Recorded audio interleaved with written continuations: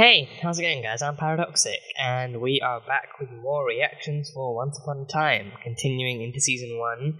We are now on episode 6, and last time we had an interesting one. We had some pretty great backstory for Archie, aka Jiminy Cricket, and I personally found out exactly who he was for the first time, having not watched any of his stories in classic Disney interpretations or anything, so this was a fun little kind of history lesson for me into that character, so that was cool. We saw how his parents were cynical and kind of abusive assholes and everything, and how they kind of treated everyone around them like shit, and then how they taught him to try and do that as well, but he just couldn't really bring himself to do that. And then an even more heartbreaking story where he helps a boy and then later kills that boy's parents without knowing, or being tricked into killing that boy's parents when his parents switched the bottles of poison he got from Rumpel and everything, so then they turned into dolls, and then we see that those dolls are still present. Mr. Gold has them kind of nicely displayed inside his auction antique store and everything. So that's dark as hell. And then that boy later grows up to be Geppetto. I was about to say Pinocchio. I was honestly about to say Pinocchio again, but no. The boy is Geppetto, and he later grows up to be the older Geppetto that then creates Pinocchio out of wood and everything. So that is how the pretty much lifelong friendship between Jiminy and Geppetto actually began, with death and deceit and everything. So yeah, I don't know how accurate that is towards the original story. I trust for authenticity's sake it would have to be pretty accurate, and there must be some, and especially because the original Brothers Grimm tales are super duper grim too. I'd assume it has to be some element of actual maturity and darkness to it as well. So that was that. We saw that backstory, and then in the present day, Archie still has kind of that same kind of deep rooted kind of fear of standing up for himself and standing up towards others. But then in the end, he actually does stand up to Regina and tells her that he won't stop treating Henry the way that he's doing, and then if she has a problem with it, then she can happily take it to court. And then he warned her she may well end up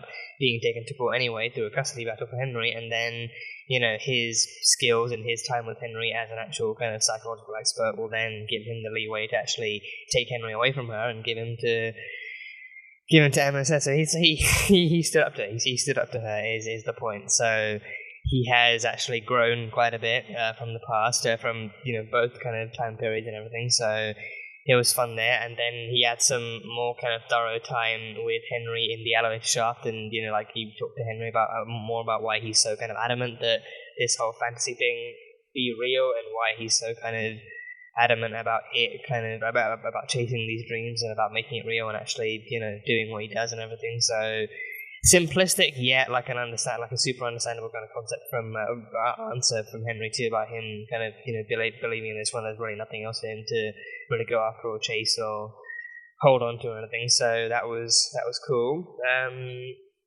And we had them rescuing Henry after he ran into the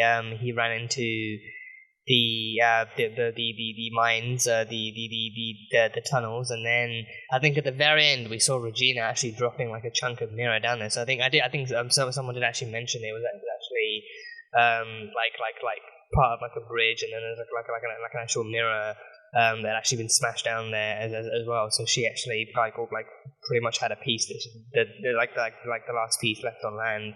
She then actually threw down there. So more and more hints and former connections to the old world and stuff that Regina's trying to just brush under the rug and everything, which will hopefully soon be discovered sooner rather than later. So we'll see exactly how this stuff continues to go down, but that is all that stuff. And then on the other end, we've had some time between Mary and David. I think Mary, being a volunteer at the hospital, she actually spent some time with David, and then David enthusiastically spent some time with her. They played, I think they played Hangman, and they went on a walk and everything, and then their scenes, or all their time together, culminated in a scene where David told her that she was the only thing that he would really think about or focus on or even remember from from his past, and then she was the only one who actually stayed present and timeless on his mind and everything, and then the other thing he could really focus on or care about and stuff, regardless of how many kind of gifts from the past that his wife would try and bring him, all he could think about was Mary. So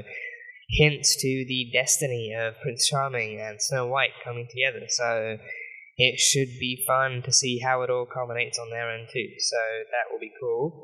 But yeah, I think that's mostly, yes, that's pretty much, it was a pretty kind of Jiminy-centric episode with flashbacks to and from the future. And we had some cooperation as well between Emma and Regina for the first time, pretty much the first time since they've met. We've had some actual cooperation between them and actually finding and saving Henry, like them two being like the two moms trying to find their son and get them back again. And then as soon as he was rescued, it was immediately back to Regina being his rightful mother and his only mother, and then Emma being the deputy and her ushering her away with orders like, oh, go sort the crowd out, or go do this, that, or the other, and let me take care of my son now. So my son, now that he's back, he's my son. So yeah, but the cooperation was super cool to see, and that dynamic of them, that dynamic between them, like them two being like the two protective and pretty equally rightful kind of mothers of Henry actually working to get him back was really, really cool to see. So hopefully more of that kind of content in the future. Hopefully more Regina and Emma content in the future. I think with the first few episodes, it's been interesting seeing their their kind of rivalry and their them being set against each other to begin with. But then I think if it does actually flow into some kind of reluctant kind of partnership, I am very interested to see how that works out, because then I think the even bigger antagonist here is easily Gold. Gold is the one who's undeniably sneaky. He's the one who's kind of always got tricked up a slave no matter what. He was never good then. He's not good now. But with Regina, she actually has I think her. I mean, even with her being the evil queen, I feel like she's still a villain worth rooting for, and a villain worth kind of actually a villain you can still.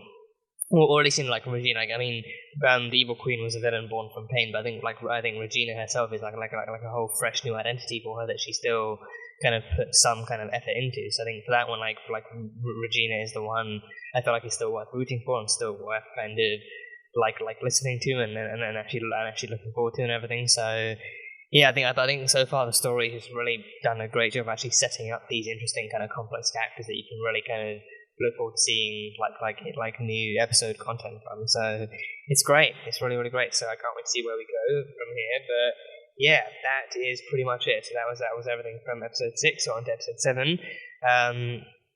On to the reaction, and as you guys always know, this will just be the highlights and the best bits for fair use. But if you guys want to catch the full unedited reaction to the episode, you can catch that one over on Patreon, so that will be cool too. It's on streaming off of Disney Plus, so you can just get a copy and sync it up, and it'll be good to go. So that'll be fun as well. So yeah, on to episode 6 of Once Upon a Time. So yeah, let's go. I actually just saw a trailer. I think I actually rewatched a trailer. I think the guy who plays Prince Charming in this, he's also in a show called Manifest, and I rewatched the trailer for that about a week ago. That actually looks really cool. That actually looks like a really interesting kind of concept. So yeah, he's also in Manifest. Everyone's waiting. Who's everyone? Do they have friends? Do they have family friends? It's good for you. The smallest thing can trigger your memories. So you put him into a room full of people? Really? Isn't that quite an overwhelming situation? Remember? Didn't we just try that and it woke him up? Okay, that's a very good point. That's a good point. Oh, yeah. Yeah, your daughter saved you. Your daughter saved you. Your daughter and your grandson saved you. So, you ever use a sword? I'm sorry. Oh, that's a very good question, isn't it? Yeah. Thank you for being such a good friend.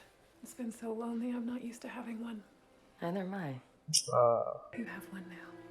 Well, damn. Regina's got a friend. She's made a new friend in Mrs. Nolan. I forgot what I think Kathleen? Kathy or Kathleen or something? Something with a K, I'm pretty sure.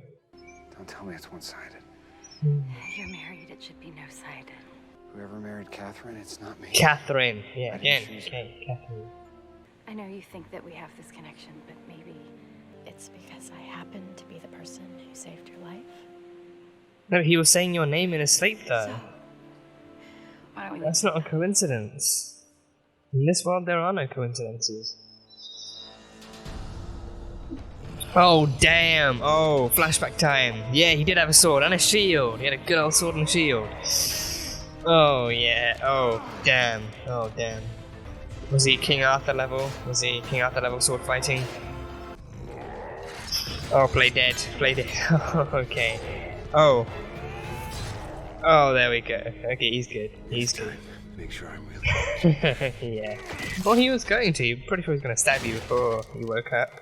My kingdom needs this threat vanquished. And my kingdom needs gold. I'm sure we can work something out. Okay, hero for hire. Yeah. Killing dragons in exchange for gold. Careful. Remember what happened to Frederick. Whoa. What's this? Your sword. Oh, does he get like a magical sword now? Does he get like a flaming sword? A golden sword maybe. Consider it a down payment. A golden Get sword. the rest when you deliver the dragon's head to me. Oh damn. So he has like a Midas touch. Shake on it, King Midas. Oh, this is Midas. This is King Midas. This is King Midas. Was he in like this kind of fairy tale? Was he with Prince Charming? Just because I was easily able to kill this brute doesn't mean. Oh. Oh no. You gotta make sure they're dead, Charming? No way that was real. No way, no way there. Charming just got killed. Charming just got killed.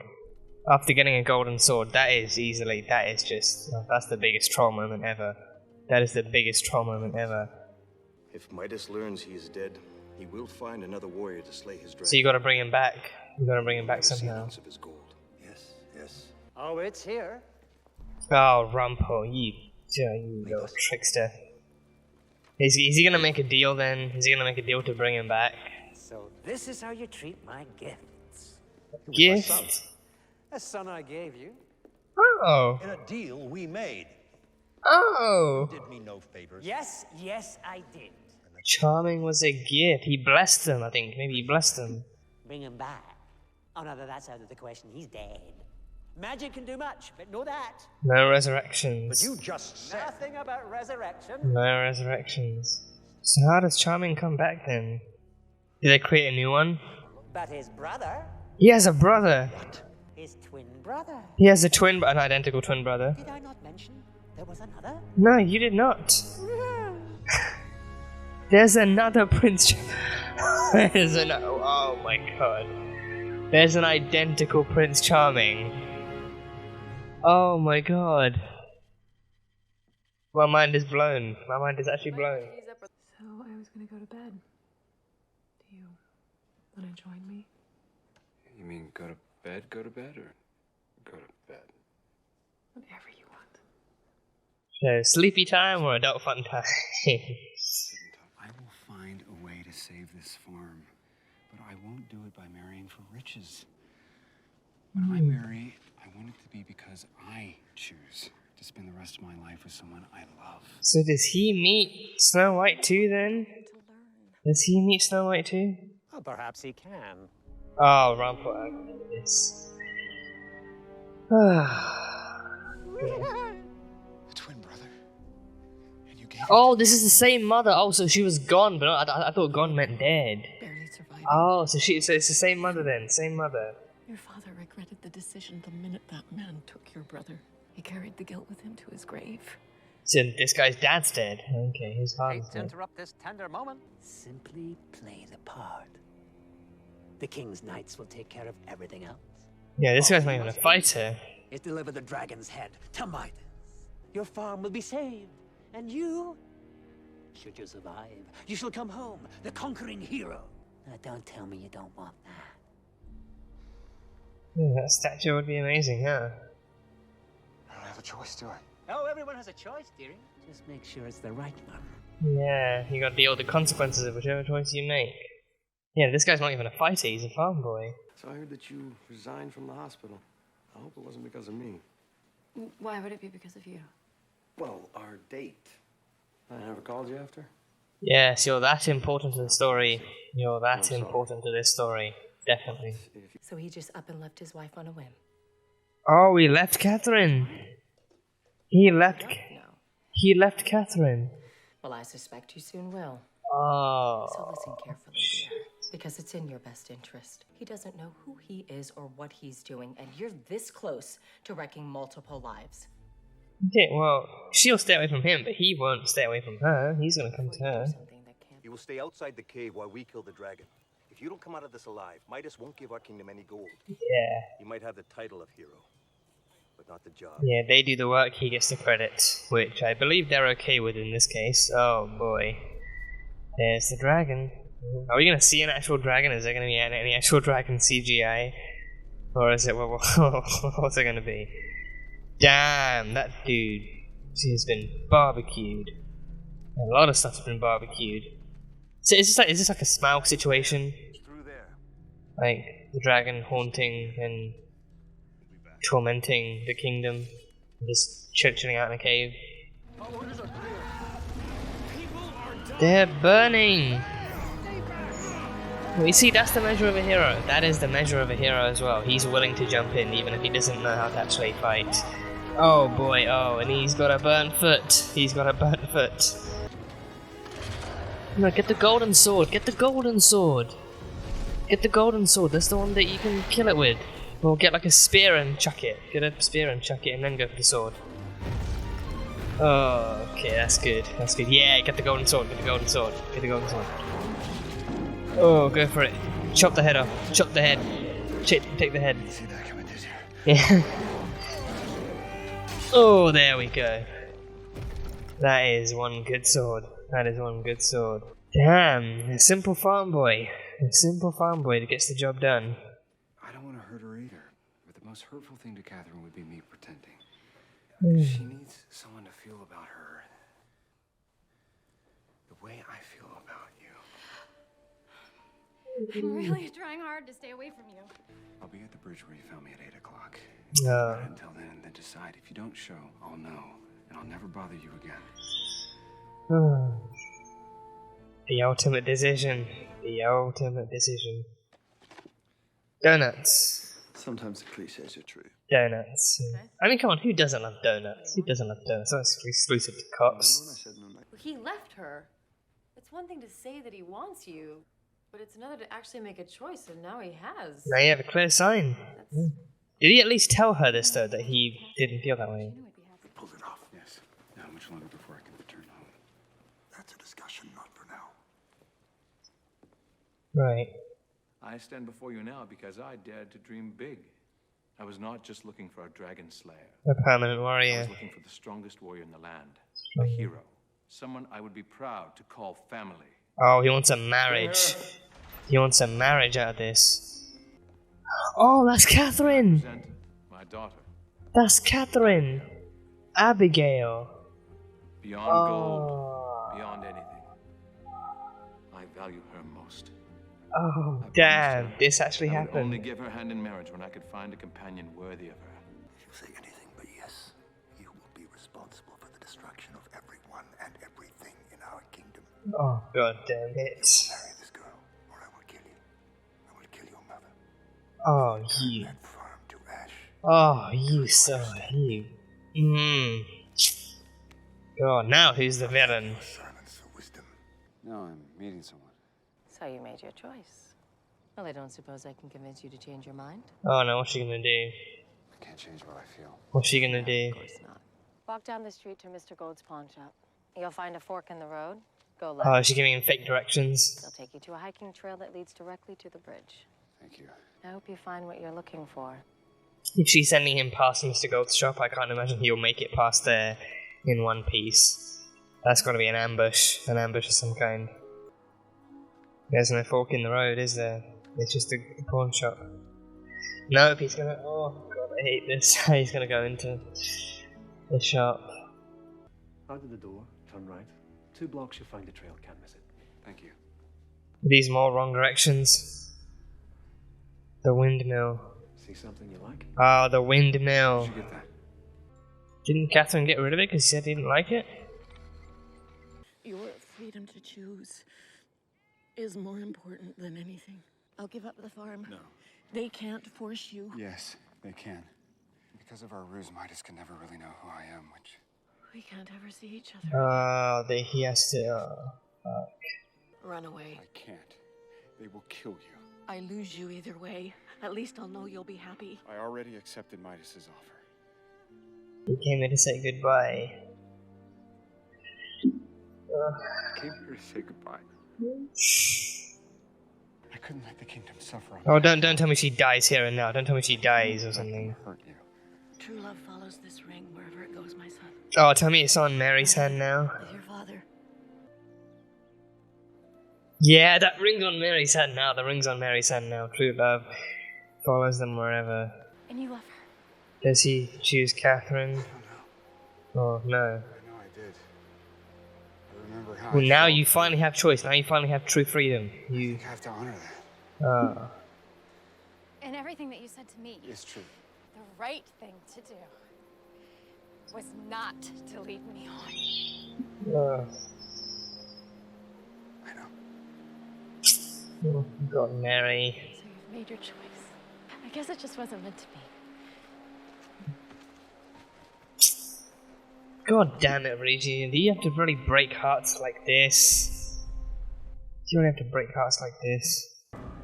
Oh, what's this? Oh, she got a nightstick. Got a nightstick. Oh, is that the sheriff? Is that the sheriff? Oh, the sheriff. Oh. Oh, was he sneaking out of Regina's house? Plans changed. Regina needed me to Sleep with her? No. Are you sure? Is Henry in the house? He's sleeping. Oh, Henry was in the house. Oh my god, I wish I was Henry right now. Yeah, just blissfully unaware of all of this. I really do work at an animal shelter. Well, they'll be disappointed to know you're lying on their behalf, yeah. An era of mutual prosperity. You sure about that? Is it mutual, really? I stayed to work out the particulars of our new land with King George. Has he got more threats for him? Made the right decision, son. Thank you, Father. Come, I'm tired of waiting. God damn it. And our journey shall begin. Oh, wait, this is where he meets Snow White. Oh, this is where he meets Snow White. Okay. Oh, so this was... Oh, okay.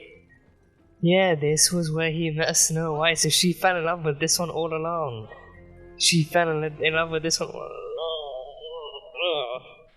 Oh, Can I buy you a drink? You can buy me too.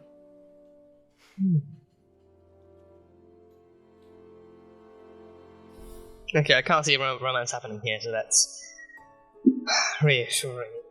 God damn. God damn. So yeah, some very, very interesting backstory for Prince Charming. So yeah, that is backstory I wasn't expecting. I feel like that is more of like an actual Disney twist. I feel like that's more accurately like an actual twist that the writers for the show have done to actually twist the story into their own kind of original creation, as opposed to what might have gone down in the original actual fairy tale. So I mean, correct me if I'm wrong even in that regard, but I feel like that genuinely feels like more like an actual Disney twist than like anything we might have seen before. So because I think, you know, like original stories always focus on actually keeping the prince one and the same person throughout the years and all that stuff. But yeah, the original Prince Charming was an actual prince, and he, you know, was like an actual true born kind of prince and heir to the throne and all that jazz, and he was a mighty warrior and a great fighter and everything. He had a cool tactic. That was then used against him in the most kind of surprising and kind of like trollish kind of ways possible. But yeah, the original Prince Charming. I think yeah. The original Prince Charming was also a gift. It was also like an actual like a gift of almost. I think almost like a gift of fertility. I think up until I found out that the other mother actually gave her child away, I think I thought, oh, he must have done like some kind of like Amenadiel style blessing to the original parents and given them a child. But then somewhere else out there, they managed to exist like another exact identical twin. But no, this one, he was taken. He was taken from those. I think Rumpel. Rumpel has like the amount of wishes that Rumpel grants, the amount of wishes that he does, and the way he conducts his dealings, he just has he has like a multiverse of dealings, you know, like all his deals connect to each other in some way. So he made a deal with the king and the queen, and then he made a deal with the mother of Prince Charming, and he made a deal that, you know, I think for them he made a deal that he would give them a son, and I think in return that they would give him something like that, as his deals usually go. But then with the mother, you know, he took her son. I think he took her firstborn maybe, and then he actually gave her the farm and like riches and land that she and her husband wanted. So yeah.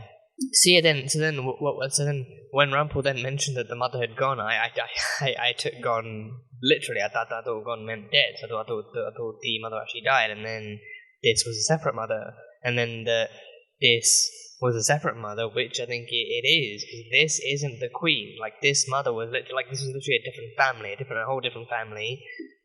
So like the king and queen never actually had a son of their own, because then the queen couldn't actually, you know, have kids. So then like these genes literally come from an actual separate family that they then adopted into their own and raised to be their own Prince Charming. So then the identical genes actually make sense. So yes, and then he has like a literal identical twin brother. So then they gave her that, and then so I think they got like a. I can't remember the full extent of the detail for the king and queen. Like they got a child, but then I think they must have given something to Rumpel. But then the mother gave her child away, and then Rumpel actually gave her the land and the farm she wanted, and the kind of the somewhat stable farm she wanted. Then it ended up actually bleeding them instead. So.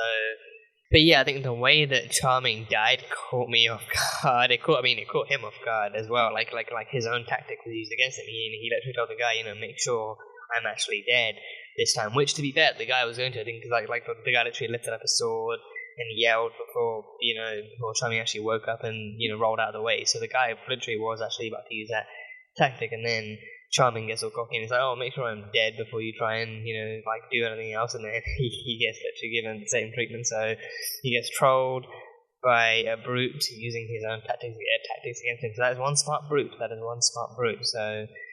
So yes, and he died, and I think that caught me off guard, and then that got me thinking like, okay, he has to come back somehow. So like, are they going to do like a resurrection, or are they going to do, you know, like something else? Like, I mean, like are they going to send like some other warriors out on like a quest to find some kind of, you know, antidote? Or because I mean he wasn't like poison or anything, so I think like the only antidote would be whatever would actually was that resurrection. But Rumpel made it clear that magic can do a lot, but it can't bring people back from the dead. So I think that must be the one limitation it has in this story and in this universe. So literally, like Thanos says, you know, no resurrection this time. So the OG Prince Charming there, the OG Prince Charming that very few people knew is actually dead, and this is the story of the Prince Charming we actually see in the future in the real world. So yeah. And then there was King Midas. I figured as soon as I saw the hand, right, I thought he was going to do some kind of magic to make it a flaming sword, or maybe a golden sword, or like, you know, like once he went to like a sword, I thought, you know, okay, flaming sword or maybe a golden sword. But then the Midas thing didn't really touch in my head. It didn't actually click in my head until like a good few seconds later. I was actually questioning, you know, is this like some kind of Midas touch thing? And then they literally call him King Midas, and even subs then say King Midas too. So. That caught me. So King Midas, I am aware of King Midas. I am like somewhat aware of King Midas' story. Like I think wasn't he cursed? I think in the, because I think the first time I found out about him was playing one of the older Tomb Raider games. I remember one of the older Tomb Raider games. I think it was like available on the Nintendo Wii. I played Tomb Raider on the Wii, so you can just imagine like how interactive that was. But no, I think like one of the Tomb Raider games had her going. I think it was to ancient Greece. I think it might have been to Greece, maybe. I remember like it having like Greek elements to it and stuff, and like it was her actually kind of raiding like a Greek tomb of some kind, or a Greek place. And I think the Midas thing was then like in that kind of section of the game, there was an actual Midas statue that was made of gold, and the game actually had it so that if you had Lara actually touching it even accidentally, then it would literally kill her and turn her to gold. Like the statue itself actually had gold killing kind of properties. So, you know, like in the fiction stories, I think King Midas, I think he was cursed. I'm pretty sure like the way that story goes, he was cursed. I think because I mean no, I think he wanted the power. He was cursed with the never-ending power. He wanted gold. Like he was so obsessed with gold, and he was so in love with gold that he wanted the power. He literally asked. I think he literally asked a wizard or a witch or something someone with magic. He literally asked them to grant him with the power to turn anything he touches into gold. He loved gold that much. So then in the end, it's like he literally gets what he asked for. He actually anything he touches, it turns to gold. So I think he ended up actually sending a couple of people to gold. I think after I played that game, after I played Tomb Raider, I think I actually did decide to actually research a bit more into King Midas. I did read one thing that said in the end he actually ended up touching himself too. I think maybe even accidentally or maybe even intentionally. He actually ended up touching himself, and he actually turned himself to gold and stuff, and then that's how the golden statue of King Midas came to be. So yeah, I'm pretty sure it's actually Greek. I'm pretty sure Midas is Greek. I'm over 50% sure. Over 50% sure that King Midas is Greek. So I don't know how King Midas in this is actually actually transferring over into Disney folklore. I mean Disney took these stories and made it their own as well. So I mean we call them Disney classics, but then even before Disney took them they were originally the tales of the Brothers Grimm and everything. So they came from somewhere long before Walt Disney came along. So maybe even in the original stories, maybe even then King Midas actually somehow crossed over into this or stuff. And I mean, to be fair though, I mean, I think even some fairy tales can actually can really be traced back to actual real things happening way back when. So I think even I think King Midas might be originally Greek, and they can actually maintain that in some way. But then I think even the people he interacts with can be in some way related to American folklore tales and all these different fairy tales we see of actual people kind of going through stuff and everything. So because I think because the Cinderella story in the original story they had that story has the sisters actually cutting up their feet to try and fit into the slippers. So then maybe that story comes from somewhere before Americans ever got their hands on it. So even before the brothers Grimm themselves ever got their hand on the story. So yeah, I don't know, but I think seeing King Midas crossing over into this, even this going in my head, wait, I thought this guy was Greek or something. So this is really kind of confusing. So I'll definitely have to look into this crossover a bit more and actually kind of refresh my knowledge on King Midas to make sure I've got all my facts right. But yeah, it was cool nonetheless. It was super cool nonetheless seeing King Midas, and this one actually knows his kind of lesson. He actually, I think he even warned his the guy who actually took the glove off, be careful. We know what happened to the last guy who slipped and accidentally got caught. So his hand literally glows gold, and he can't. He just has almost like a medieval infinity gauntlet thing over his hand too. So yeah, anything he touches turns to gold. So yeah, I think it's a good thing Charming was wearing gloves in that scene too. So but then so I think in that one it was skin. I think okay. So I was wondering wood. So he turns. So I think it's anything he touches. So it can't pass through. Because I was wondering could he then not? Could the gold then not transfer onto the gloves too and turn the gloves to gold? But no, it's anything that he is directly touching. If he touched the gloves afterwards, then that would turn the gloves to gold. So any object he touches at all, and then I think maybe there's some kind of maybe there's some I imagine maybe there would be maybe the glove he wears would be designed specifically to leave space between the inside of the gauntlet and his fingers, so then he doesn't accidentally touch his gauntlet. Or maybe it's maybe there's some material on the inside that's actually immune to gold and goldenizing or goldifying, or whatever you want to call it. So yeah, so he has a special gauntlet. So King Midas, that is really cool. That is really cool. And yeah, I mean, I like that they showed that he still had the true measure of a hero with this. He wasn't the plan was originally just to have him stand outside the cave and have the actual warriors left over go in and fight, and then they saw how bad it turned out. But then to actually just have them do all the hard work, but then he takes the credit, so that then the marriage can go through and they can get the gold that they so So, greatly deserve and all that crap. But then he actually did fight. He actually did end up actually fighting and actually going in and trying to do something. And then the dragon came out. I mean, I won't lie. I'm actually kind of surprised how good or how decent the dragon looked like. I think I was expecting. I mean, I kind of do know why, but at the same time, I don't know why I was actually expecting so much worse from like a CGI dragon. Like, I think like a couple of shots here and there, I could tell like, okay, like the CGI is a lot more visible and it's a lot more kind of less powerful here, but for the most part it flowed really great. It actually looked pretty well done and stuff, and it kind of like showed off that they were it showed off that they were actually willing to make it look good and not just make it look like some kind of pantomime come to life or some shit. But they actually did try with the dragon, and they actually brought it out and made it look actually formidable and everything. So that was cool. The dragon actually looked cool. Not as big as I thought it would be, but then again, it's as big as the dragon could be, or is meant to be. So they nailed pretty much everything that they needed to nail. So that was cool. But then Charming actually does go in and fight, and he rescues one of the guys who ends up actually surviving just barely with burnt feet and everything, and then everyone else just gets burned to a crisp. And then he gets up and starts running and grabs a sword and then beheads the dragon, and he does it. He essentially does it. I think I actually appreciate I appreciate that they had that they showed him still putting in some effort and not just going because I think for him too it's just a matter of actually being there and watching people dying and watching people getting hurt, and then he himself by nature he feels because he already fights so hard to save his mother and to actually protect the farm and to protect their home and everything. So he's used to fighting for people, and he's used to actually trying to do the right thing and trying to make the right choice and everything. So with this one, he actively makes the choice to actually fight and to try and save the day. So then he succeeds, and he actually does what he's meant to do. Like he does exactly what Midas would have expected the other Charming to do. So that was cool.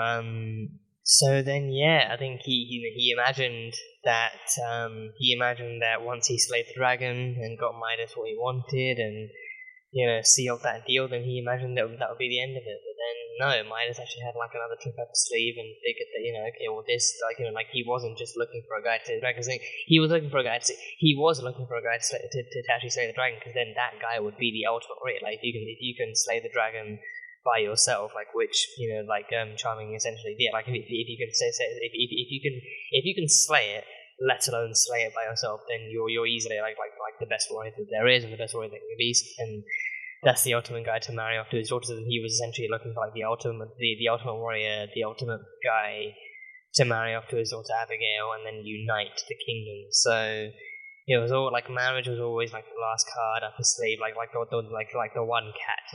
Oh, I need you to slay a dragon, you'll get loads of money. Also, I'll be marrying you off to my daughter. So there's that whole shenanigans going on, and I completely forgot. I think even in that moment,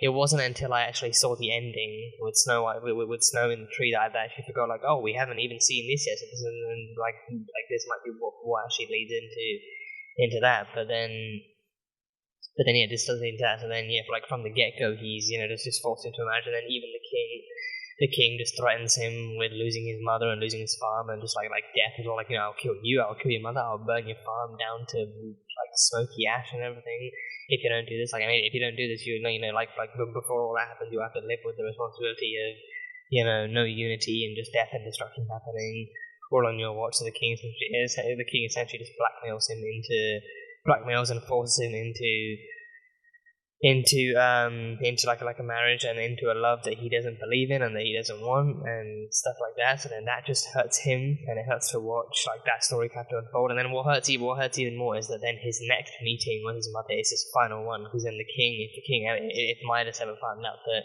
Charming actually had another mother and he that he wasn't the same Charming that because Midas essentially knows both Charming now, but he just believes that there's only one. So then he finds out that the Charming he's married his daughter off to is actually a farm boy, and he's not really a noble or anything like that, and he's actually not he's not nearly as much of a mighty warrior as he actually originally presumed. Then I think it would be even worse that way. It'd be even worse that way, because then had he declined to begin with, then I feel like it wouldn't have been as bad. But now he's lying, like now him and the king are coaxing are actually, like tricking Midas and Abigail into thinking that, oh, this is the one, like this is the Charming that you know, the one that you remember, the one that you grew to respect and admire and appreciate, and now love and everything. So I think it would probably be, I think it would understandably be even worse if Midas had found out about the truth about this Charming's background and where he comes from, his story and who he is. So then, for that reason, I think it then makes sense that Charming's final visit with his mother is his final one. It's his final one. He has to say goodbye to her, and he can never see her again. So that hurts. That brings pain and tears and sorrow. So his mother can actually live on now with a more fruitful farm and a more fruitful kind of life and everything, and live on with hopefully more decent riches now. At least I trust, because I trust that he would like that. I trust that Charming would have made a deal with the king, like, okay, I'll do this, but only if you're willing to actually split the share with my mother, who deserves this money. Like if he's actually willing to split like a portion of the treasure that he gets with Charming's mother and actually help them prosper the farm. So you do that, and then I'll do this. Because then his mother actually does deserve to actually live as fruitful of a life as she can. So hopefully then she'll actually be able to take care of the farm in like a more in an actual better and more kind of fruitful and successful way. But then she can never actually see her son again. She just has to trust that he's off living his life in a true and happy fashion. So yeah. So then and then that fight. I think one of the final scenes of the actual flashback thing shows Charming riding the carriage, and then that's when I remember, and then when I saw that scene, that's when I remembered, oh yeah, this is the Charming that was actually married to Catherine. I don't know why it didn't really click when Abigail walked on screen and then that thing happened, because I feel like that should have been the first sign that, okay, from here on out, like he's meant to be, married to, or I think engaged, because I think he was still, I think back in the other previous episode where they explored that, I think he was still engaged, that he was actually still meant to be married to her, and then he actually did. I think that's why he had the ring that his mother had, and then the ring his mother gave him and told him to give to his true love, and the true love will follow wherever the ring is. So then, I think in that episode, he still mentioned that he had actually yet to marry her, but the engagement was there. So yeah. But then I think that final scene, seeing them in the carriage or walking down the thing, that scene, that whole kind of shot and that angle and that scenery looked very, very familiar. And then we see the hooded figure in the trees, and it's like, oh damn, so this is where Snow meets Charming. So yeah, so then she never met the original Charming. The Snow that met Charming was the one that she was destined to fall in love with all along. Charming then actually had that whole episode we had was the real Charming, where he actually did get the choice to actually fall in love with who he wished to fall in love with, and he had the choice to meet someone new and fall in love with his own accord. So that is actually a beautiful, and so it's like a somewhat ironically beautiful twist where the original Charming never had any love whatsoever. He died before he could even actually get any actual proper action. But then the new Charming actually gets a chance to actually live out the action, and then he actually gets to still kind of experience the potential love that could be. So yeah, that ties in. So Snow fell in love with the Charming that she was likely meant to fall in love with along. Because then I can't help but wonder how different it would be if the original Charming actually still lived and he got to marry Abigail too. Because then I think if he still lived, then I think then this Charming and Snow would never have met. I think they still would have met. But I think the original Charming, I think because he was an entirely different person too. Not just a different identity, but he was a different person. As well, he was like one of the two brothers and everything. So there's I'm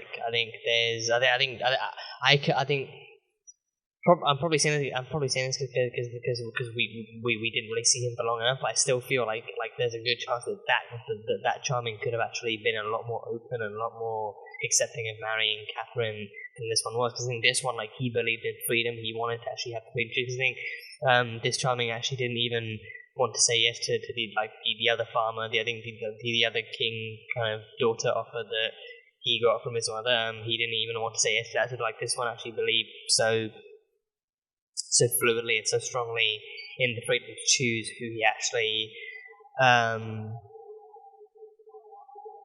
Yeah, that's a shocker. He believes so fluidly and so strongly in the freedom to choose who he fell in love with and who he wanted to be with. So for that reason, I think for that reason, I feel like the original Prince Charming, who was a sworn and noble and raised kind of knight and fighter and nobleman, I think he would have easily believed more in actually uniting kingdoms over choosing who you get to be with. So that's where the story of Prince Charming begins. So like a very interesting twist to that origin story, and like a very like well built up origin story too. So that was great.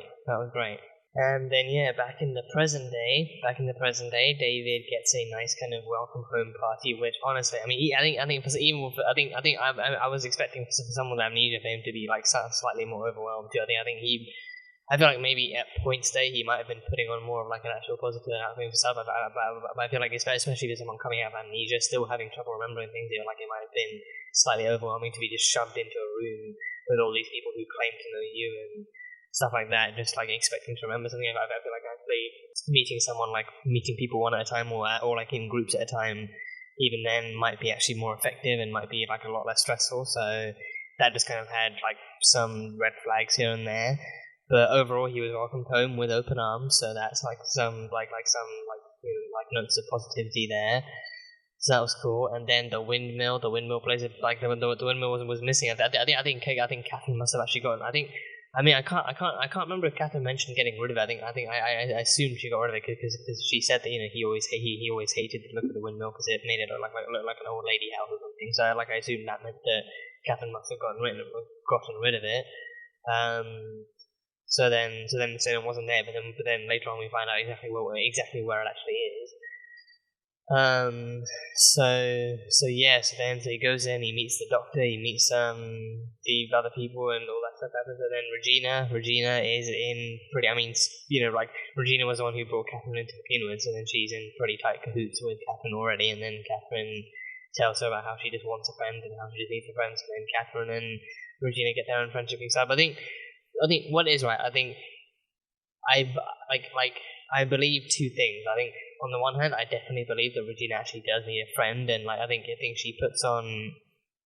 I think the evil stuff that she puts on is all still the evil queen stuff, lucky in her mind from her past life. But then I think the Regina side of her is genuinely afraid of losing, and so because of that, she always gets antagonistic. Like she's always threatening people with legal action or other action or something like she's always threatening people with something, but then she's afraid to lose them. She's afraid to actually lose in life and stuff, and she's afraid to lose Henry. She's afraid to lose to other people that might threaten her power or any signs of what her past life might have been. So because of that, I feel like I'm curious to know how it would be if she actually got an actual genuine friend. And I'm wondering.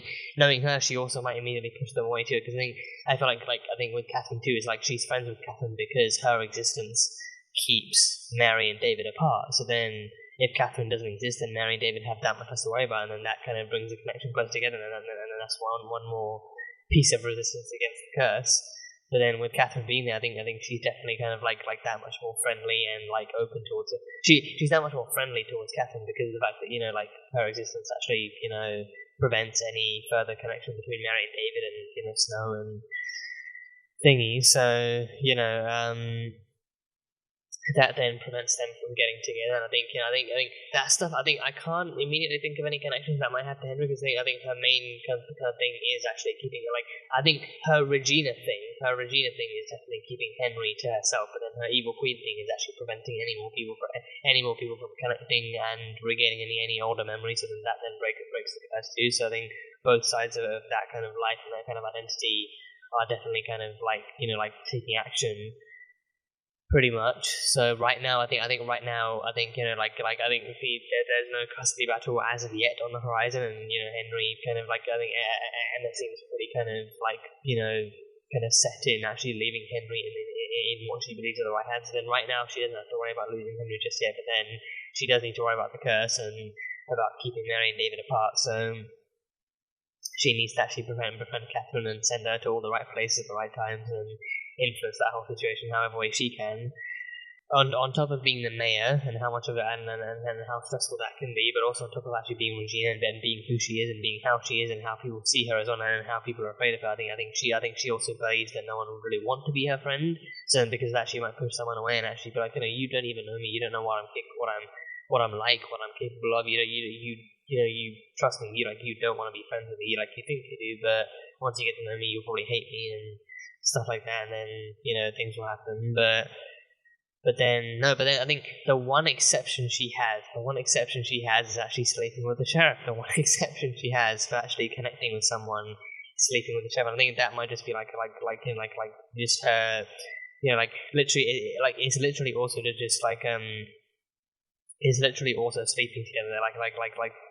They're not in any way in any kind of a affectionate or emotional kind of relationship or anything. I think it's literally just her blowing off steam and kind of hooking up with the sheriff just for fun and just for the sake of it. So there's no emotions to deal with there, no strings attached or anything.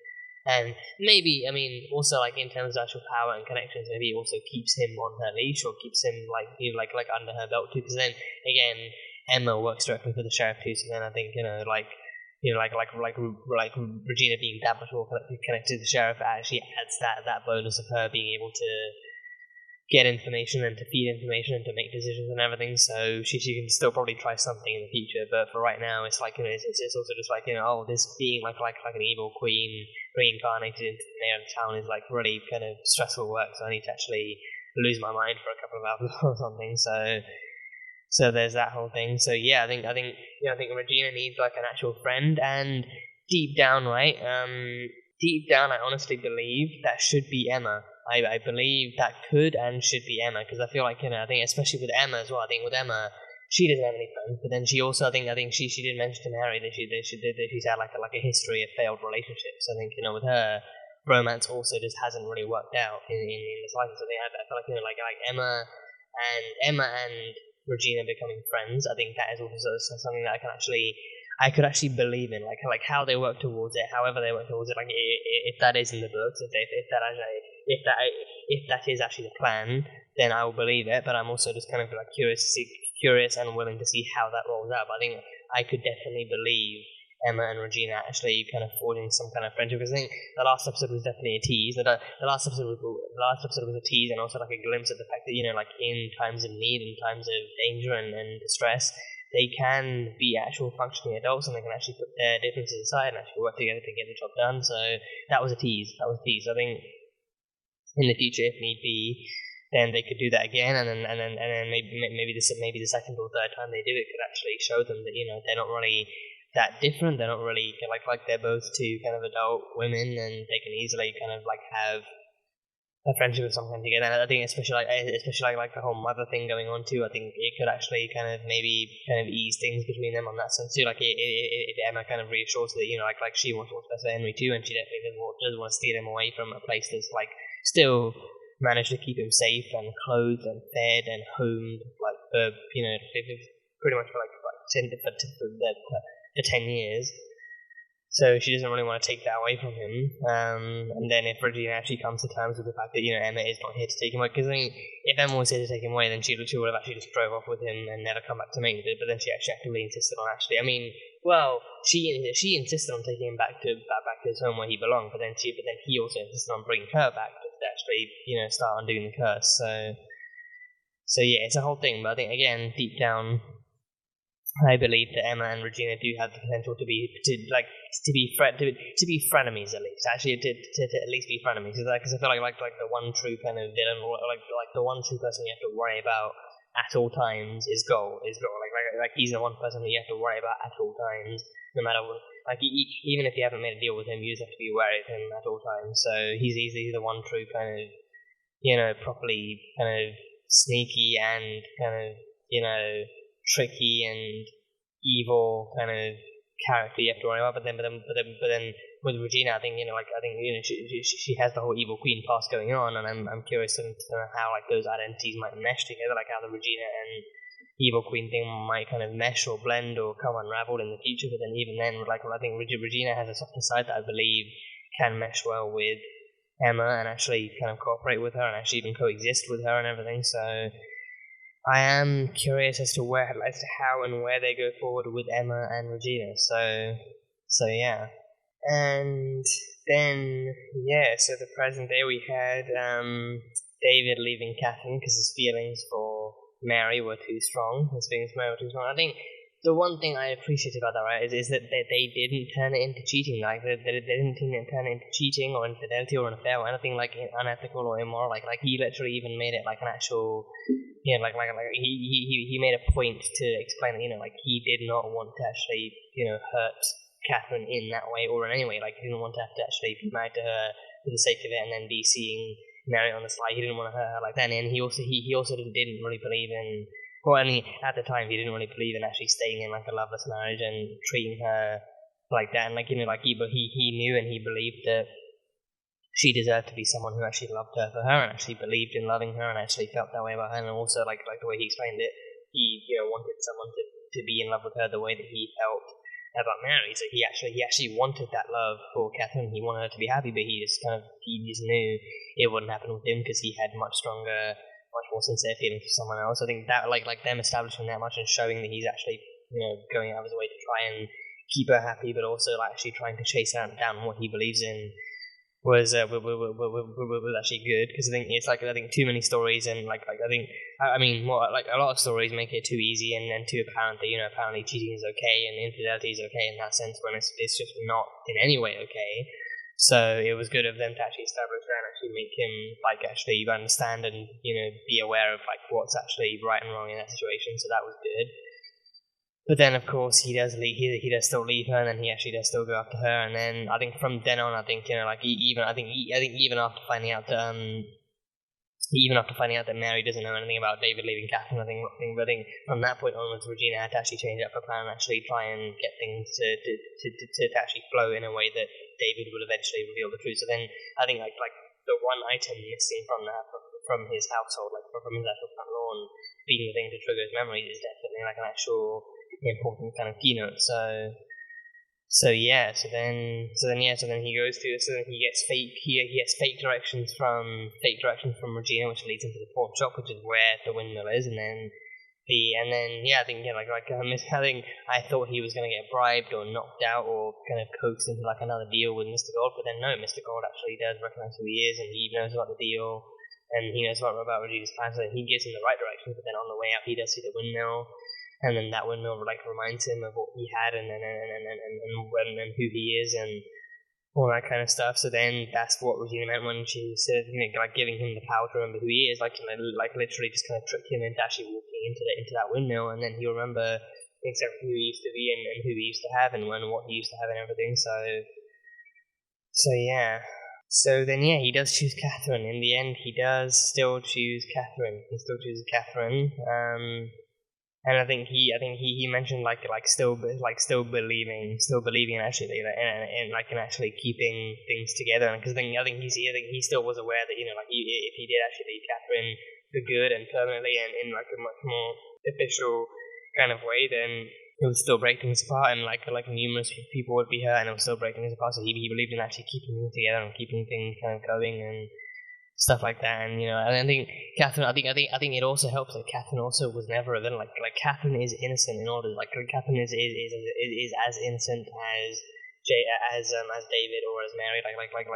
She also doesn't realize that she's also just a pawn in Regina's game. So then she is literally just waiting for the man that she fell in love with to come back. She's literally waiting for the man she fell in love with to come back. So then she's just kind of just in the background, her existence is what prevents Mary and David from being a thing, and that's exactly what works for Regina. So then, she's unknowingly a pawn in Regina's game. So then she's done nothing wrong. So then I think then because of that too, he's that much by the end of it, because of that knowledge too, because of the fact that Catherine hasn't done anything wrong, she just wants love because of that knowledge too, and that kind of awareness, he's then that much less inclined to fully kind of turn his back on her and to actually fully kind of reject her and accept Mary instead. So then he feels like he has to go forth with that too, and then deals are deals, and all that kind of jazz. So then he ends up choosing Catherine. He does like for the sake of stability and for the sake of actually keeping things together and keeping people happy the way they are now. He does choose Catherine instead, but then he's also like he makes it clear like his insides are twisting and twisting into knots and knots, and he's in utter turmoil. Like he doesn't know who to fully properly choose, but like he's choosing Catherine right now for stability and stuff. But then deep down he knows, like he does feel so much stronger and like in love with Mary in like unexplainable ways, and he does feel so much more strongly about her. So he doesn't really know how to properly kind of actually make those feelings even more known. So he doesn't make that much known, and Mary still has a ring too.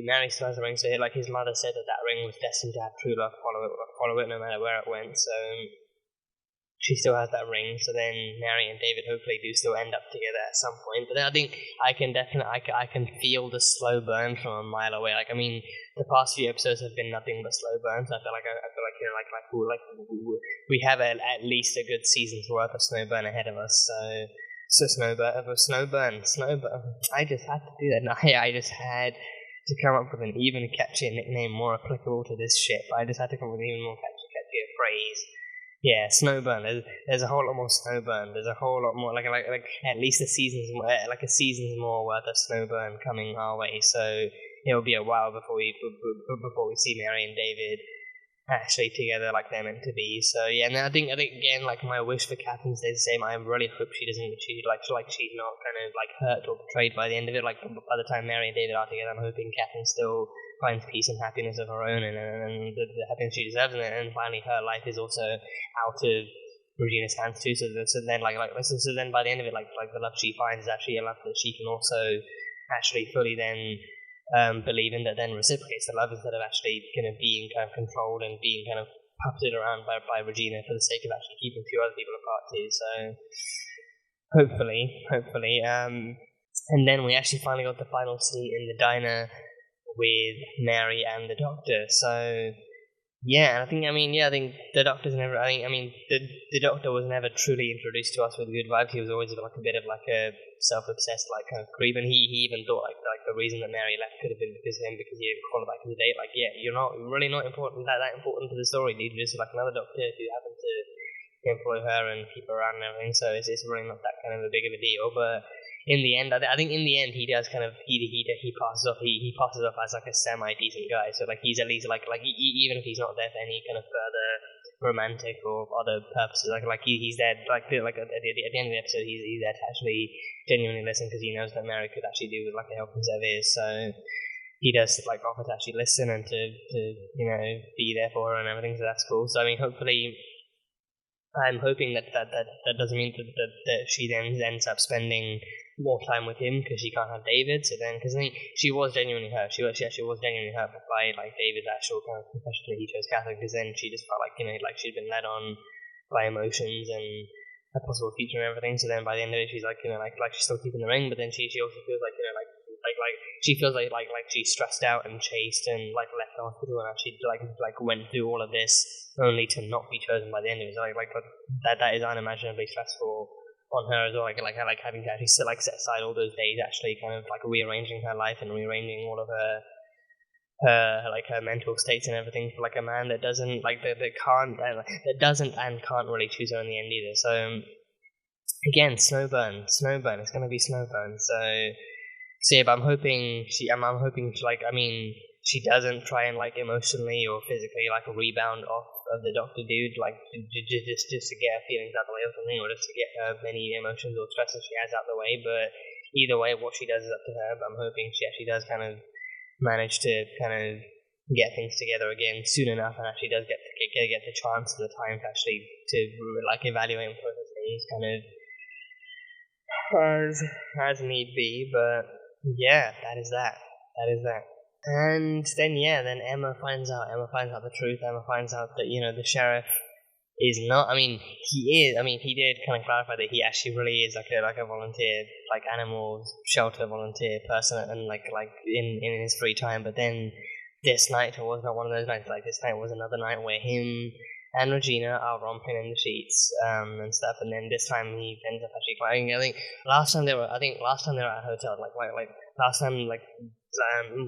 time they were actually in a room, I think likely at Granny's motel, but this time it was actually him meeting her at her own place, and then because Henry was in the house, and luckily that boy was asleep, luckily that child was asleep and not, I think hopefully they were quite quiet enough not to wake him. But because he was asleep, then he was asleep, but also even then, Regina did not want to risk anything and actually have him find out what was happening anyway, and have him woken up by noises in the house. So then she had him jumping out the window, or barely with his clothes on and everything. So then Emma catches that as she's driving down, and then she hits him with a bicycle. I think I love how prepared she was for that too.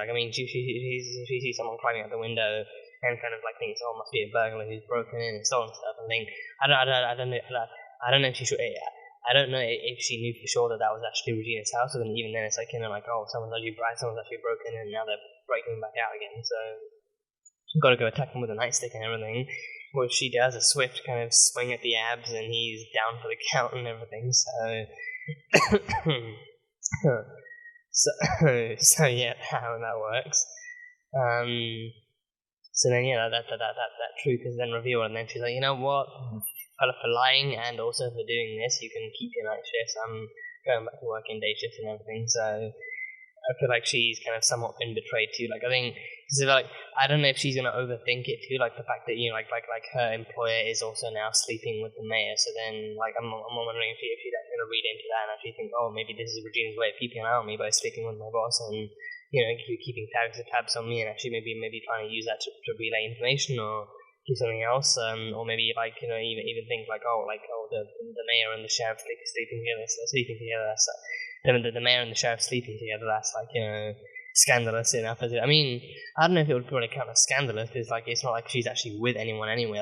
She's known to be a single mother, so she's not really betraying anyone. She's not really kind of cheating on anyone. So I think it wouldn't be much of a scandal, and the sheriff, as far as we know, is also equally single, so they're both kind of consenting single adults. I think there's nothing really scandalous or illegal or anything remotely unethical about it. But then it's also the intentions behind it. I mean for the sheriff, I feel I think for the sheriff it's easier to know that it's actually an actual kind of no strings attached kind of thing. But then for Regina, knowing who she is and what she wants, it's you don't really know how many secret strings she's got attached, just through the art of sleeping with him. So yeah, Emma's gonna have a fun time dealing with that going forward. So that's fun. And then that's pretty much it. That's pretty much all I got from this one. So yeah, fun backstory for Charming, very very twisty and interesting backstory for Charming. So I'm looking forward to seeing how those flashbacks continue into the future. That one actually led into their first meeting. So we already know how that went from the previous episode. So that was fun. Good to know. Interesting yet still kind of angsty and painful watching the story unfold in the present day with David not being able to immediately choose Mary I think having to fight for it, I think the slow burn and having to fight for it in the future might make it that much more satisfying to watch when they finally do get together, instead of actually having them get together so easily now. Because then I feel like either way they might have to fight for it, but then actually being apart and fighting for it might actually make the end game more satisfying and everything. So I guess we'll see how that goes, and then hopefully Catherine gets her happily ever after too, and then we'll see exactly how Emma goes forward, knowing that her boss is in the sheets with the mayor, who kind of sees herself as Emma's worst enemy too. So that'll be fun. So all fun stuff going forward, and Henry and Emma actually continuing to try and get Mary and David together too, and actually trying to get him to remember that he is Prince Charming and that he is destined to be with Mary, aka Snow White, and all the usual kind of curse lifting of Storybrooke and everything. So should be fun. So that is pretty much all I've got. So as always, let me know what your thoughts are and what your thoughts are going forward into this season, and what you look forward to seeing. But yeah, that is it. So that was Once Upon a Time, Season 1, Episode 6. So as always, thank you guys so much for being here and for watching this video. If you guys enjoyed it, then salt and burn that like button. Comment on what you thought of the episode and what you think is coming next time on Once Upon a Time. Like I said, for the full-length reaction for this episode will be over on Patreon, so you can go check that over there. And yeah, that is it. So, I will see you guys next time.